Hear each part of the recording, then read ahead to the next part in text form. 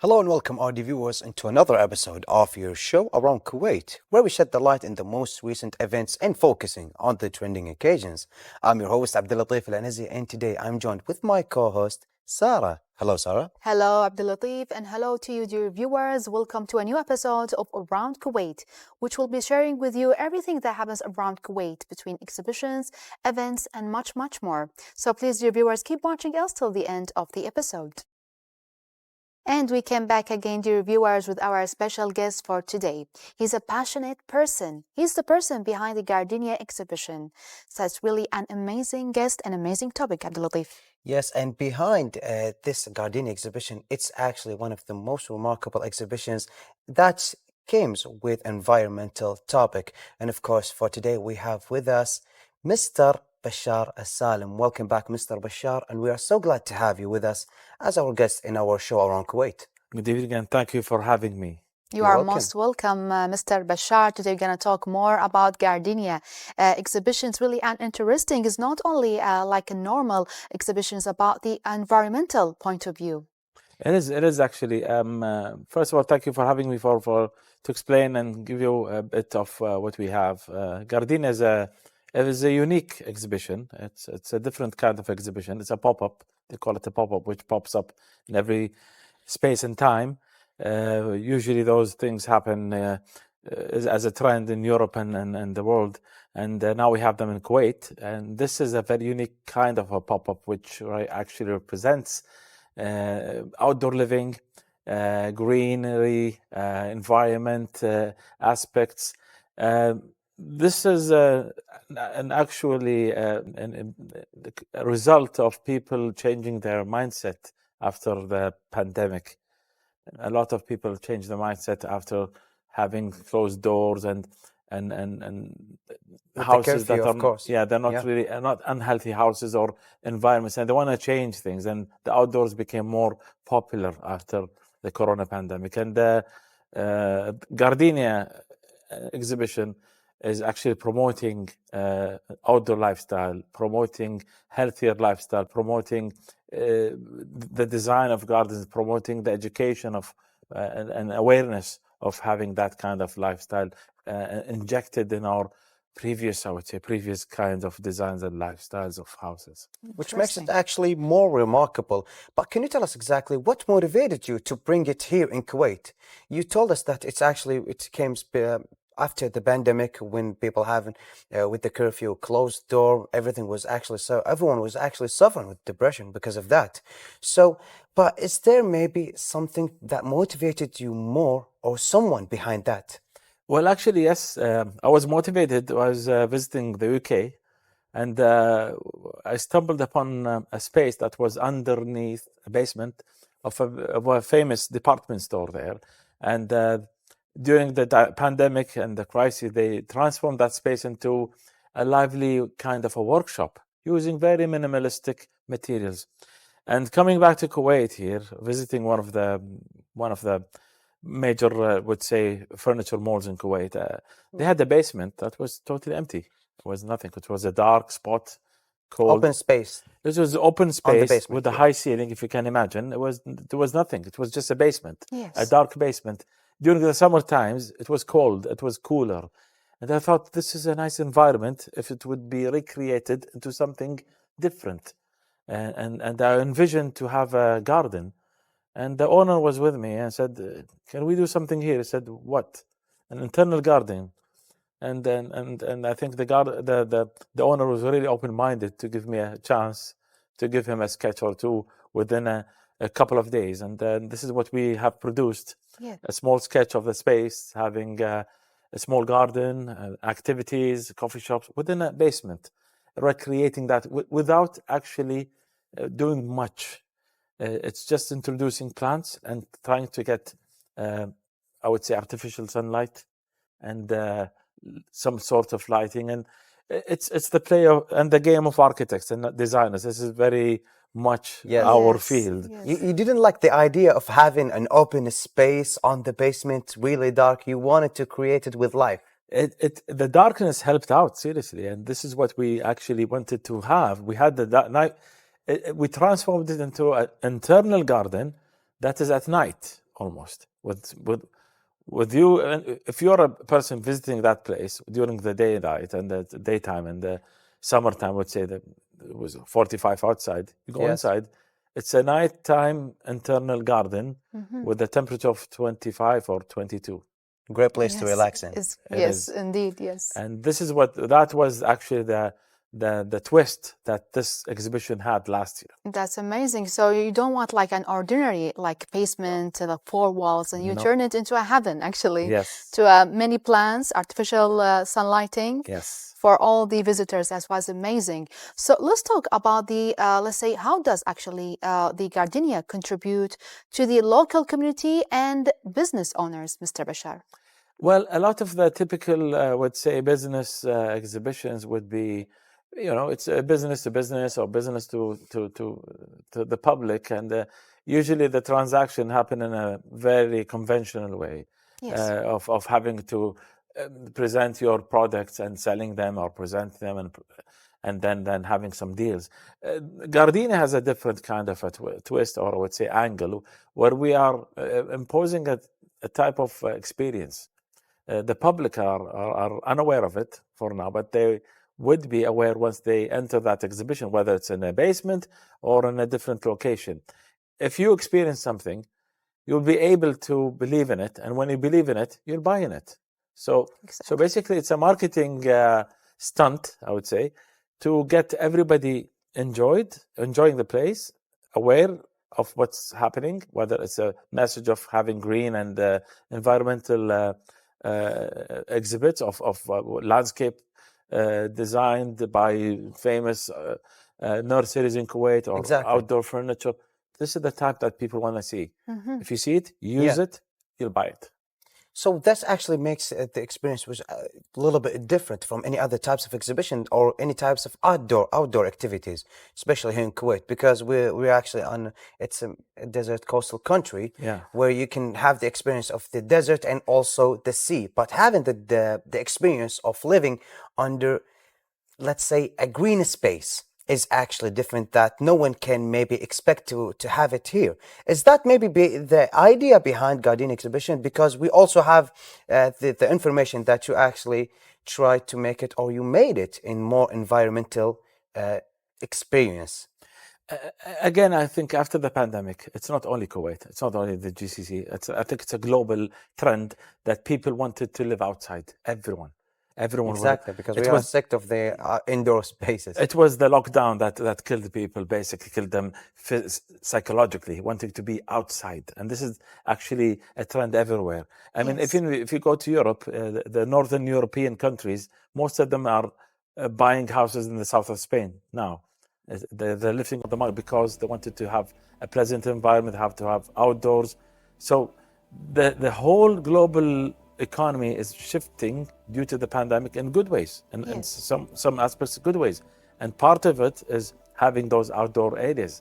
We have a very harsh climate in Kuwait, nevertheless, but we have some good months like November, that month we're in, and I think we have to make use of it. It's a very, I would say, stereotypical myth, or it's not a reasonable thing to say that we don't have a good climate and it's always hot or humid. On the year, yes, exactly. We really do have at least 6 to 8 months of good weather. Indeed, Mr. Bashar. So Abdullah Salam Cultural Center, why you actually chose such a great place? It's not a choice. I think it was a collaboration.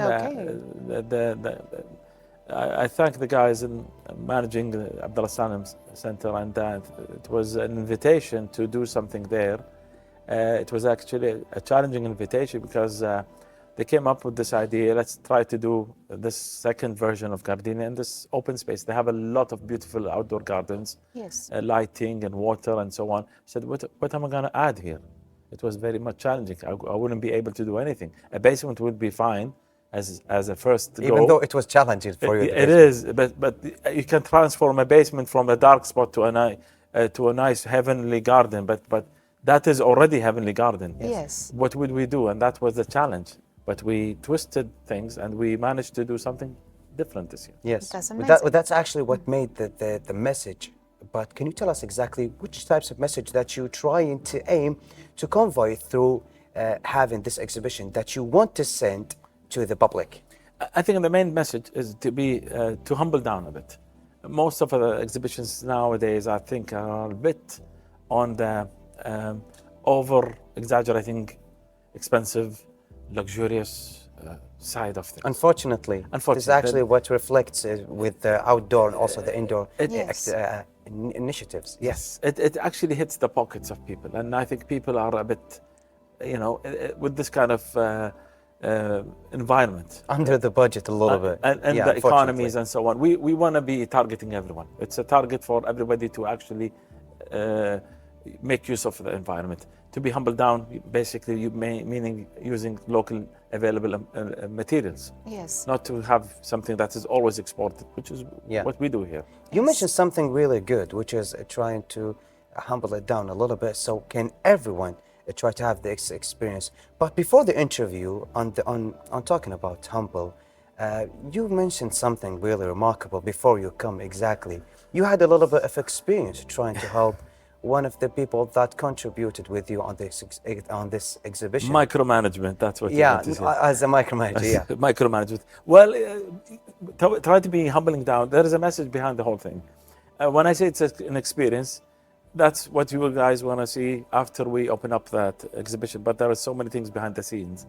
And I was coming to the studio today, and we had an issue regarding one of the exhibitors, and it's a very secure location that we're doing this exhibition. Yes. It's a governmental, and it's a museum, and needs to be secured. You can't have people just walk in anytime and any day. And we had different timings. So today we had an issue with a driver going in, and we cannot allow them without the permission or permits. Yes. So instead of having a long call with the team and having a fight over the phone and a conversation to get this guy in, I went out to the gate. You went out? Yeah, because I have permission to go in. I told the driver to move off from the driver's seat. I drove the car inside the exhibition, took all the paintings. It was a paintings, basically. Thank God it was paintings, not furniture. And by myself and the worker, basically, took them off, drove the car back out of the gate of the museum and told them to drive away. Okay. I think I saved 4 hours of negotiating, getting those paintings inside, which is fine. So it's why did you do it? We need to cut on time. I'm short in time. We have an opening because in the 2 days. exhibitors knew that driver won't allow to go inside the exhibition, trying to maybe deploy something. Again, it's an experience. I'm an architect. Doing exhibitions is not my it's not a daily thing that I do. This is the second time that we do it. And the micromanagement is something that nobody wants to do. And we're managing around 35 to 40 companies in different, these are the actual companies that are going to be in this year's edition of Gardenia. They have a lot of people and laborers and so on. And you need to actually adhere that they have different timings and different permissions and so on. And me wanting that deadline to be on the 11th, I need to cut time, so I had to do this kind of work. That's amazing, Mr. Bashar. So speaking about paintings, there were a huge wall painting. We call it Jidariya. Yes. Can you please elaborate more about that amazing, let's say, masterpiece? Well, I think this year's edition of Gardenia is actually going to be a special year.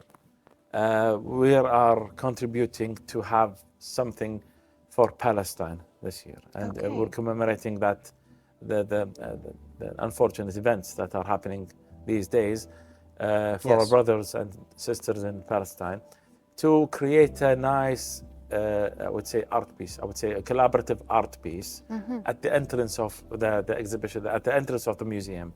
It's a very much abstract art piece. I wouldn't go into details, but the size, I think it's a built-up structure made of reclaimed wood.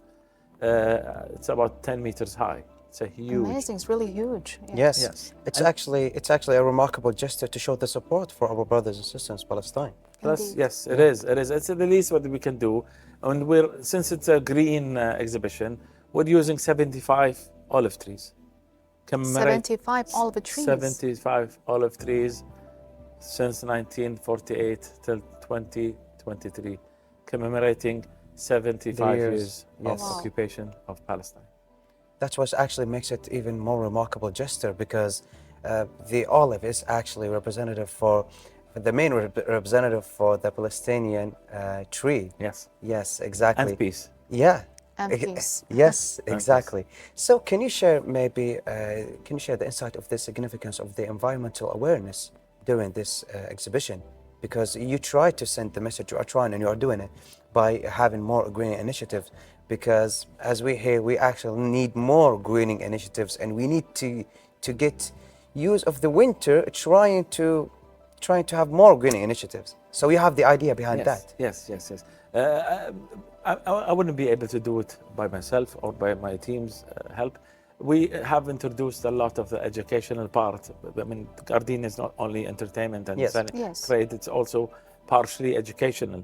We've got, I think, 12 plus, meaning lecturers and professors talking about different subjects about outdoors, designing gardens, smaller gardens, bio or hydro, growing hydro gardens and so on, and workshops for kids and so on.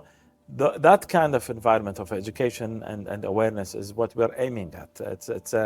It's a full package of getting people to experience what open the outdoors are, and to taste, because there is some food and some Yes. coffee and so on, and to get some information and knowledge about what is going on in the whole world.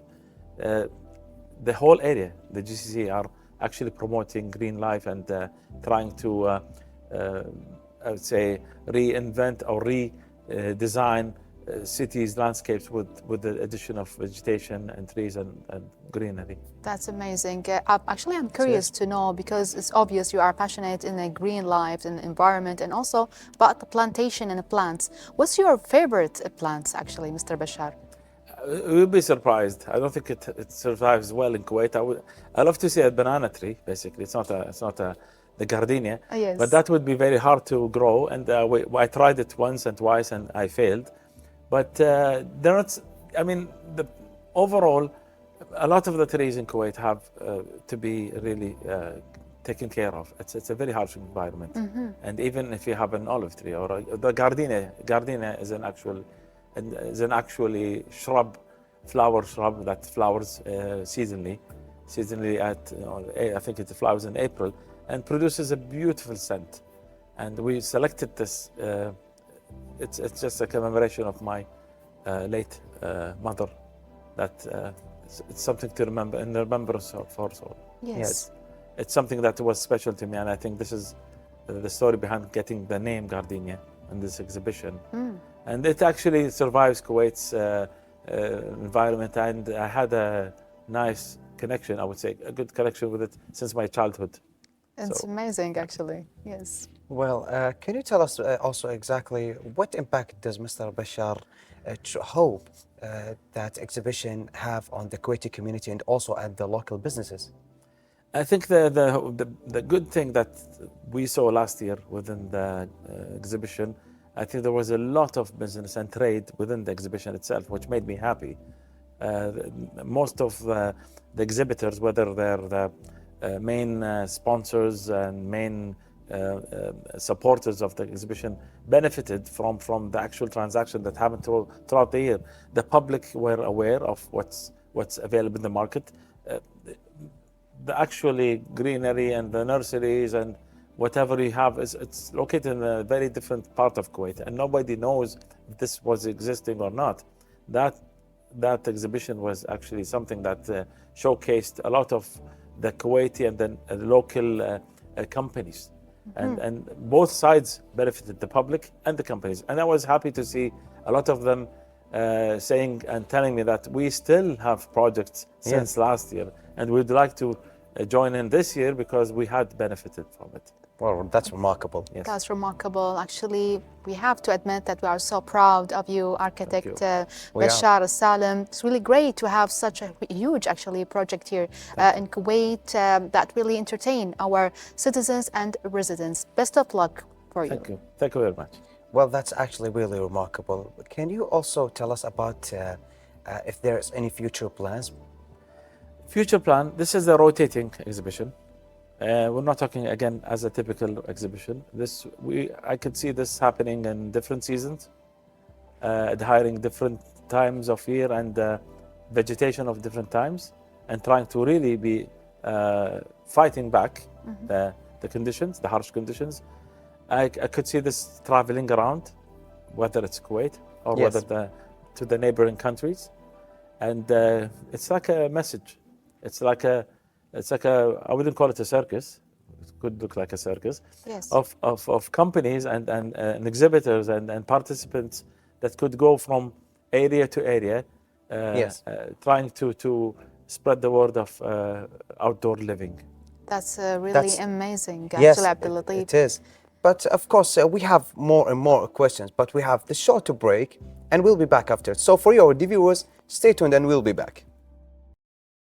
And we came back again, dear viewers, with our special guest, Mr. Bashar Salim. And we were talking about Gardenia exhibition. So I know, Mr. Bashar, the Gardenia is really a unique project. We'd like to elaborate from you more about how actually it really attracts the visitors in such a unique project. Well, if we go to a conventional exhibition, the typical business to business, it would be a bit, targeting everyone. We wanted to have more of an experience than calling it an exhibition. And Yes. therefore, I think having the whole event peppered by definitely food and beverage and so on, but more of that are the activities that are going to be taken during the exhibition. There will be a lot of the lectures, workshops, participation within whether it's the children or the public generally, to be part of this whole exhibition. It's more interactive. This is more of an interactive kind of an exhibition. Yes. And most of the companies are seriously helping out and doing a lot of those exhibitions and sponsoring them and educating people about whether it's outdoors or outdoor living or even cooking. So this is a very, very much an interactive, two-way kind of an exhibition. This is what Exactly. makes it interesting. That's actually what makes it more lovely. Yes. Because, but can you tell us what role does Gardenia play in promoting a sustainable and responsible approach to events and exhibitions? We try to impose a design, as architects always do. We impose a type of design on the booths that are being designed to use local building material, which is the wood, not a local, it's not a local, but the very, I would say, simple wooden material that you use in scaffolding for housing. It's Yes. very, I would say, economical. I wouldn't say cheap, economical material to be used on the booths. And those booths that would be actually designed, which we had actually a competition with Kuwait University to do that, to design booths that could be dismantled and assembled again using that kind of material, which is wooden and timber panels or beams. That was actually contributing to make it more environmental, because sometimes they use a type of material that after that they will throw it away. So yeah, so this will be contributing to the catastrophe that we are already suffering with. Exactly. The main thing is that we could reuse those The material. materials and then recycle the whole thing into a building system that could be used by workers and laborers later on. Recycling. So it's all recyclable. At least we can't do the whole thing as recyclable, but if we manage to do 50%, I think we are 50 and more, successful. yeah. That's Yes. amazing, Mr. Bashar. So you spoke about how can the communities, the local, the business owners can really support that really great exhibition. We'd like from you to elaborate more how actually their supports can have a touch in success of this exhibition. I think the type of exhibitors this year are going to be different. We do have the local nurseries collaborating and participating. We do have I think we have the Buhaira, which is one of the biggest and best, I would call green tourism in Yes. Kuwait. We have a green tourism where we have a farm to visit, and usually people go on weekends and so on. It's going to be part of this exhibition.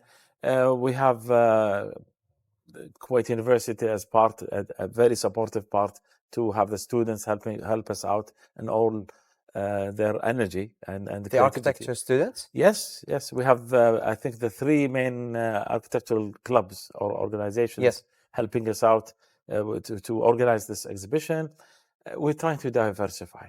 It's a bit of education, a bit of tourism, a bit of awareness, a bit of food and beverage, and of course trade and sales of whether it's furniture or greenery and so on. Yes. So it's the diversity is what we are aiming at, and at the same time having everything under that umbrella, Gardenia, which is the outdoor living motto. Amazing. So that's actually what makes it beautiful. But can you tell us exactly, did you had the idea of more greening initiative or more environmental idea when you were studying engineer? My whole career as an architect revolves around me personally. I like the open doors. I like to have greenery around me. And the whole career revolves of having me to design things around gardens. Yes. My personal work in my office, the Kayan office that we run, is actually known to have at least a smaller garden within your house or residential unit. So basically, yes, it's not something that we only learn. It's something that it's a lifestyle that you have to impose. And I always preach to people to really do that. Even in Kuwait, you have a 2x4 or 2x3 meters of a garden. That's 6 meters square of a garden. That's more than enough. If you are living in an apartment, you still could do that, having pots of plants and so on. Green is really helpful. It's a healthy kind of lifestyle. It's positive energy to you, and it makes a difference when you live in an Green organic environment. green Yes. environment, then you have a closed door, sterilized, boring environment. Yes, because we have the let's say most of the Kuwaiti life actually living inside the house, whether in Yes. the offices, in the homes, Yes. even in the malls. Exactly. But once we have the exhibition, the green exhibition is really unique, and as you mentioned, is really a healthy lifestyle, let's say, or healthy atmosphere Yes. for all the visitors. So, is there any specific message, or let's say a theme that the Gardenia exhibition conveys to its audience? Enjoy the outdoors.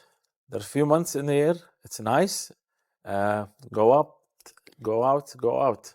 Picnics. It's going to be a nice time to enjoy the desert. Hopefully, we'll have some good rain this year. And I think gardens, planting, flowers is a lifestyle, a good positive energy, and a change in the mood. Wow, it's really indeed a positive message, Abdulatif. It is, and it's actually it's something that we need here in Kuwait. We need Yes, more greening definitely. spaces, more greening initiatives, because it is remarkable. Thanks to you, Mr. Bashar, to this remarkable journey with Guardian Exhibition. It is actually one of the most extraordinary ideas. And thank you for being here with us at our show around Kuwait, because sharing with us this lovely information, and especially with your journey and with your day for today, it was actually something really lovely. And for you, our viewers, with that, we will be back after this report. The Ministry of Health's Radiation Protection Department organized an awareness day to celebrate the International Day of Radiation Protection and Medical Physics at the Ministry of Health's headquarters in Slebichat.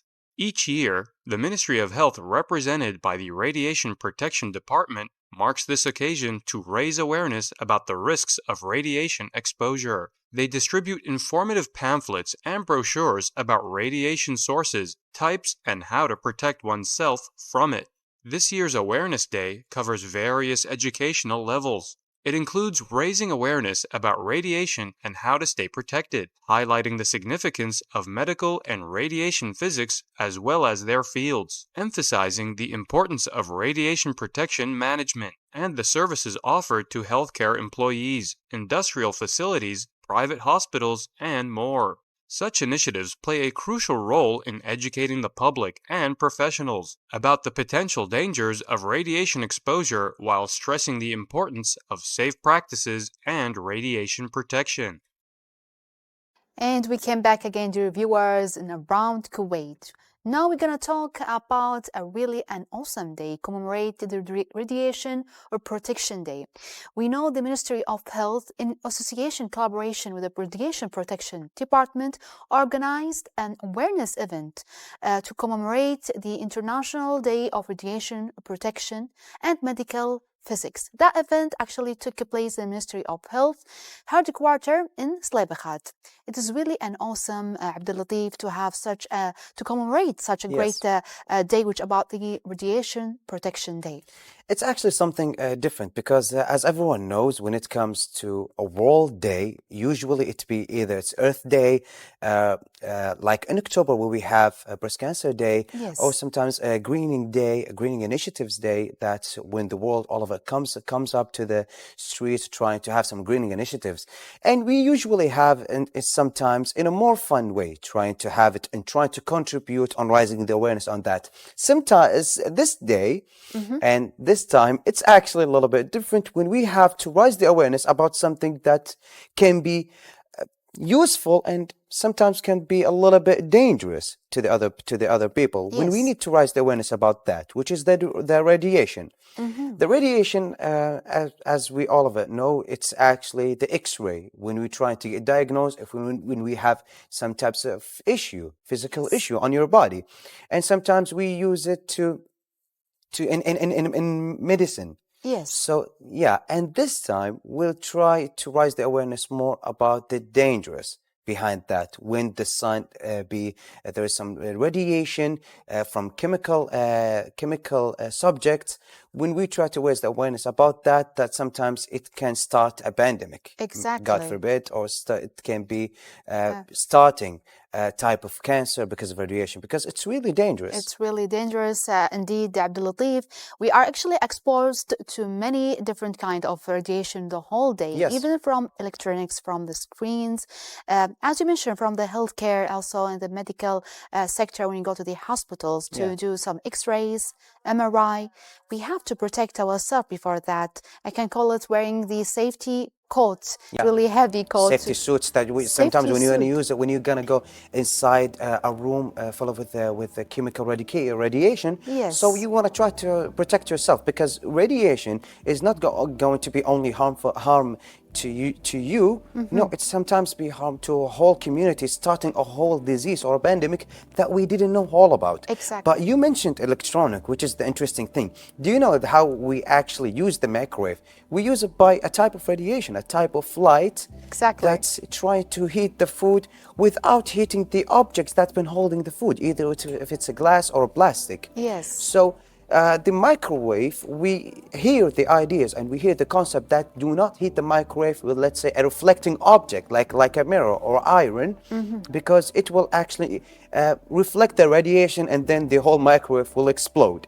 That's amazing. Yes, yes. that's actually an idea. It's really dangerous, Abdulatif, and not only, as we mentioned, the electronics or microwave, even from a really natural source, which is sun.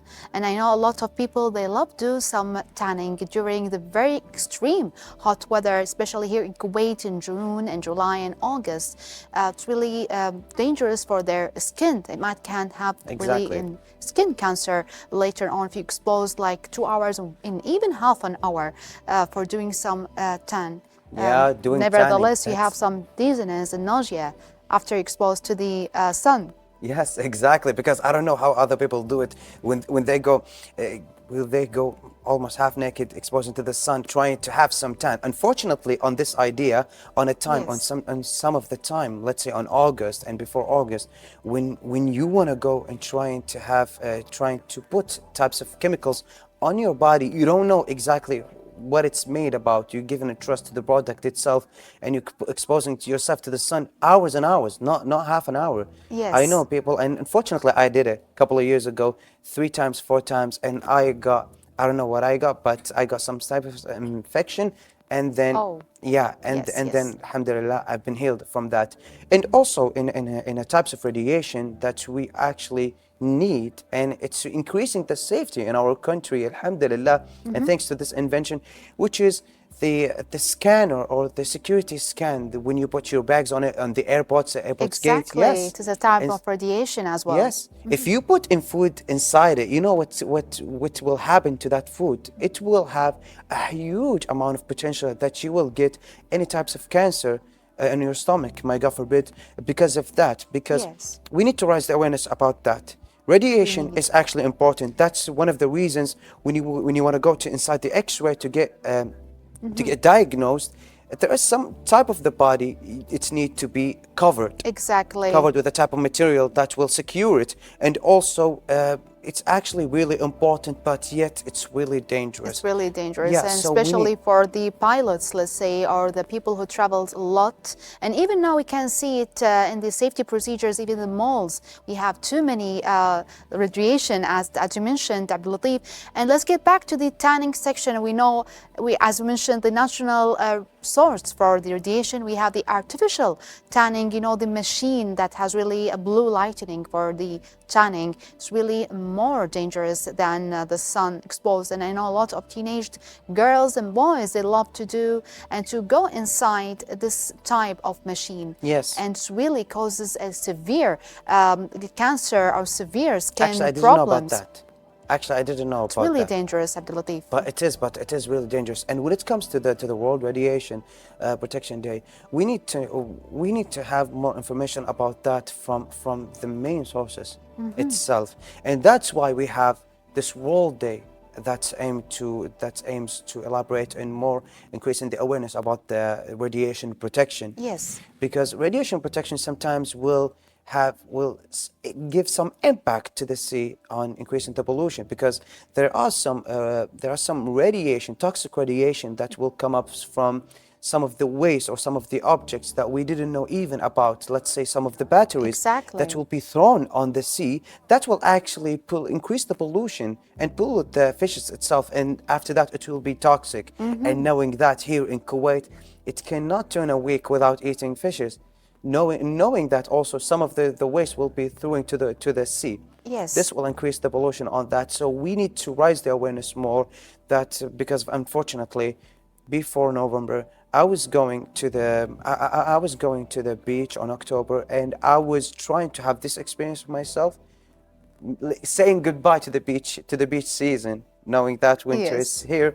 So what happened is I saw some of the waste. It contains batteries, power banks, and it contains some of Unfortunately. yes, and these types of materials and these types of objects can reflect and can have some radiation and pollution. Exactly, and you know, That'd be Abdul disaster. Latif, in addition to your point of view, actually we can breathe 45% of those, let's say, gases that came actually or comes from the bottom of the sea. When you throw batteries or when you throw some bags, plastic bags, it's really Yes. we can breathe it. That can really harm not only the marine creatures, only the human as well.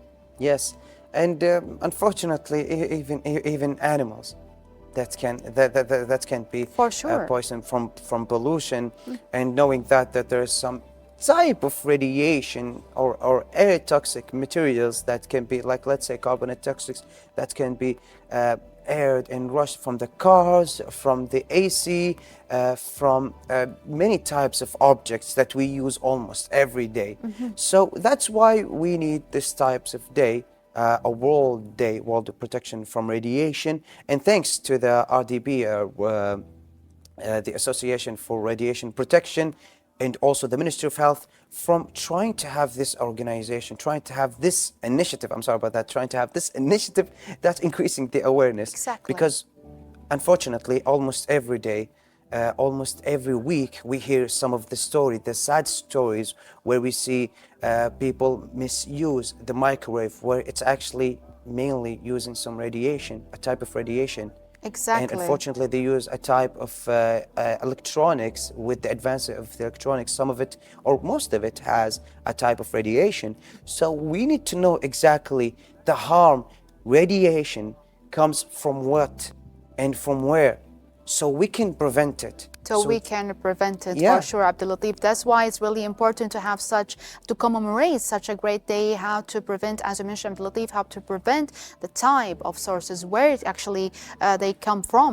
Yes. And actually, for the sun, for example, if I want to protect myself, I have to put a sunblock. It is a type of a prevention. Not all of it is actually safe. You need And to know all that. of it, actually, it's for 55% and more. You can put like a sunblock in your whole skin, not only in your face, even your neck, in your hands, because we are actually driving for long hours and we can exposed for the sun, especially in the middle of the afternoon in the really extreme hot Kuwait. Exactly. And I need to say one last thing. I realize that every year our lovely government comes with even more and more initiatives that increase either the safety, either increasing the portion of drugs even in the hospitals. Every year it comes with even new rules and new ways to prevent any types of danger at any residence here in Kuwait. That's what makes it even more remarkable. And I just wanted to say thank you to the Association of Radiation Protection and also to the Ministry of Health of having these types of initiative.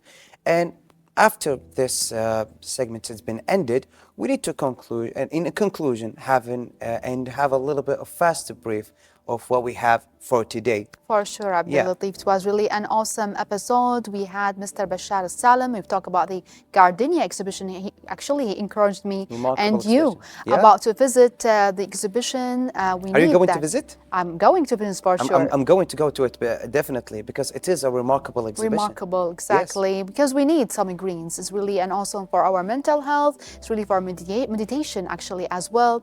So speaking about Mr. Bashar Salam, we moved on to the radiation for sure prevention, protection actually. Yes, the radiation protection. That's this initiative that's been set in the occasion of World Radiation Protection Day. Yes. The Ministry of Health and also the Radiation Protection Department had this initiative trying to increase the awareness about the radiation protection and how do we protect ourselves from the harm side of it. This is actually a remarkable topics that we discussed about, a remarkable guest that we had. We were so pleasant. We are so happy to have them as guests for today. And with that, our episodes have come to an end. So for you, our viewers, we hope that this episode pleasant for you. And of course, with every day, there will going to be even a new topic. We will see you for tomorrow, and goodbye for now. Goodbye for now.